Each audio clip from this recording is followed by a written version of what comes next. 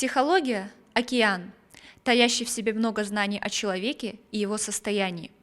Большое количество отраслей психологии дает огромные возможности изучать личность с самых разных ее сторон и оказывать соответствующую профессиональную помощь.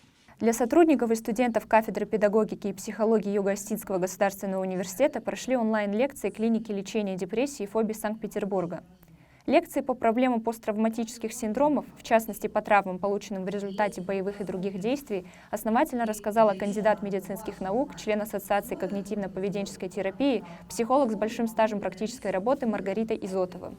За основу лекции были взяты реальные случаи травм среди военнослужащих и их семей. Следует отметить, что Маргарита Изотова является большим другом Южной Осетии, и она всегда с удовольствием сотрудничает с организациями и учреждениями республики. Данная проблематика, травма, в частности боевая травма, является очень актуальной, и мы ожидаем еще большего количества обращений среди населения. Хочу сказать большие слова благодарности клинике лечения депрессии и фобий. В частности, большое спасибо Изотовой Маргарите Хаджумаровне за то, что нашла для нас время. Спасибо за ее теплое отношение к Республике Южной Осетии и за то, что она настолько глубоко, содержательно, экспрессивно, вместе с тем доступно и практически ориентированно зачитала нам первую вступительную лекцию. Нужно, конечно, сказать, что у Маргариты Хаджумаровны большой опыт. Она является членом Ассоциации когнитивно-поведенческой